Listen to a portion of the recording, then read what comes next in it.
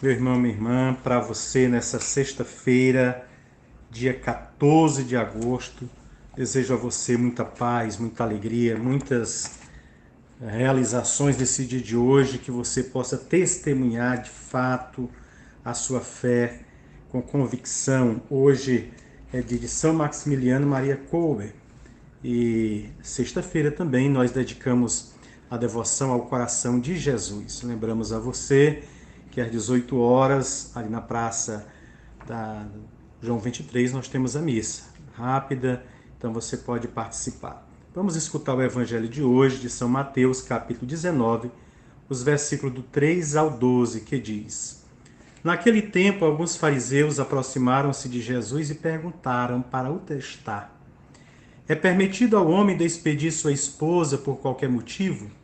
Jesus respondeu: Nunca lestes que o Criador desde o início os fez homem e mulher?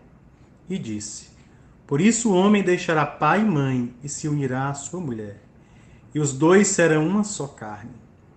De modo que eles já não são dois, mas uma só carne. Portanto, o que Deus uniu, o homem não separe.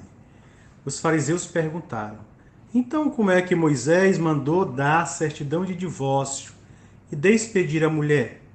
Jesus respondeu: Moisés permitiu despedir a mulher por causa da dureza do vosso coração. Mas não foi assim desde o início. Por isso eu vos digo: quem despedir a sua mulher, a não ser em caso de união ilegítima, e se casar com outra, comete adultério. Os discípulos disseram a Jesus: Se a situação do homem com a mulher é assim, não vale a pena casar-se. Jesus respondeu: Nem todos são capazes de entender isso, a não ser aqueles a quem é concedido. Com efeito, existem homens incapazes para o casamento, porque nasceram assim. Outros, porque os homens assim os fizeram. Outros ainda se fizeram incapazes disso por causa do reino dos céus. Quem puder entender, entenda. Palavra da salvação, glória a vós, Senhor. O capítulo 19 de Mateus aborda alguns temas importantes, aliás, fundamentais para a vida humana. Primeiro, a questão de ser parceiro, lá de 1 ao 12, as crianças, do 13 ao 15, os bens materiais, do 16 ao 30. A comunidade formada por perdidos, pequenos e pecadores. Seu centro é Jesus. Seu símbolo é a criança. Seu estilo de vida são os relacionamentos como Jesus os viveu. A relação com o outro, diferente de você, com o outro em si, que é Deus, e com tudo mais, os bens materiais, não como roubo e posse, mas como dom e comunhão. O critério de Jesus é o princípio, quer dizer, o sentido originário inscrito por Deus na criação. O que Deus queria, o que Deus pensou quando criou.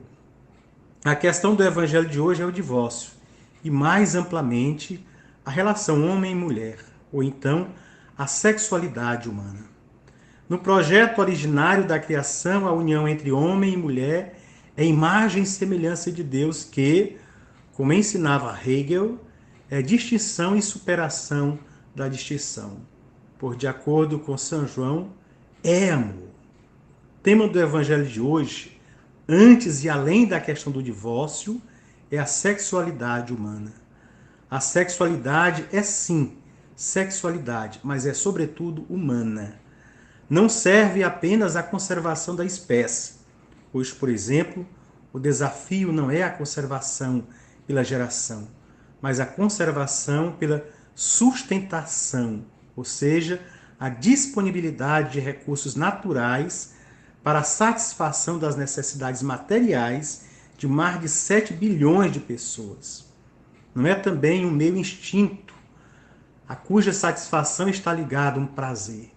Em nossa cultura, dá-se uma separação intencional, programada, instrumental, entre função procriativa, reduzida à sua mínima expressão, um filho ou nenhum, e a função erótica, expandida até as raias do absurdo, como nunca se imagina ou imaginava em épocas passadas, em prejuízos das funções filia, de amizade, e ágape, de amor gratuito da sexualidade.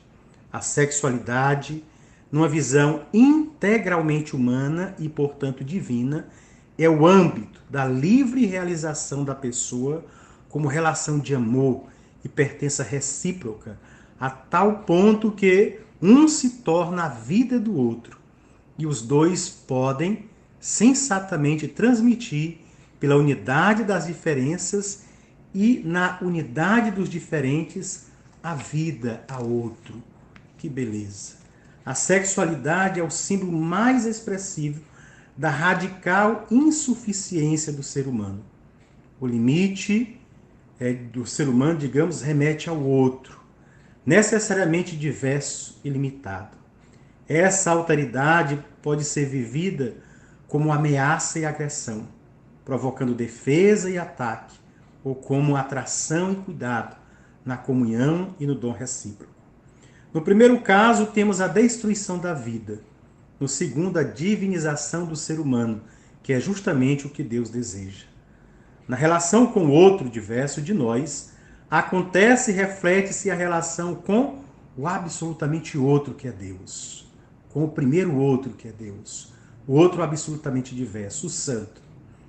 Na visão bíblica, a sexualidade vivida como dom em comunhão é lugar da revelação e do encontro com Deus, o Deus Santo, o Deus Amor. No mundo antigo, a mulher era vista como uma propriedade do homem.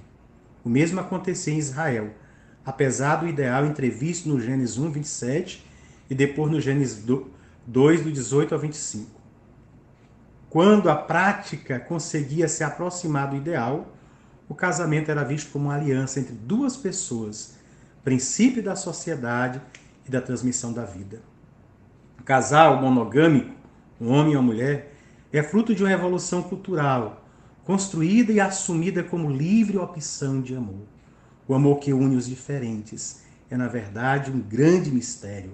Quer dizer, na linguagem bíblica, um sinal da presença salvadora de Deus. Mas ninguém pode negar.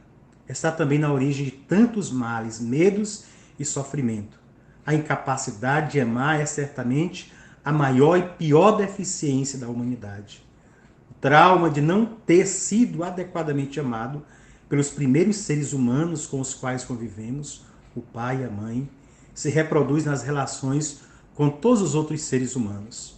A família mostra, assim, todo o seu peso, seja para o bem, seja para o mal. Por isso, a fidelidade absurda que Jesus propõe para o matrimônio e no matrimônio deve ser vista e vivida como evangelho, não como lei.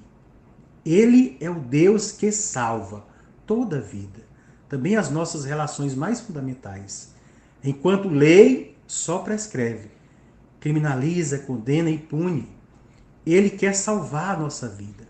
Salva-nos para si, para os outros, para o Criador de todas as criaturas, que é o nosso Deus. Por isso, meu irmão, minha irmã, neste dia em que nós escutamos Jesus no Evangelho falando mais do casamento, sobretudo nessa semana que nós estamos rezando pelas famílias, reze pela sua família. Hoje são muitas as configurações familiares e certamente todas estão no coração de Deus, porque todas são formadas, constituídas por filhos e filhas de Deus, pessoas que também são amadas igualmente por Deus. Então a sociedade evolui, as coisas evoluem, claro que nós não podemos nos afastar de Deus, mas nós precisamos ter discernimento e também sensibilidade para, diante dos acontecimentos dos tempos, nós colocarmos em prática não a nossa capacidade de julgar, de ser juiz. Deus não quer isso. Mas a nossa capacidade de amar.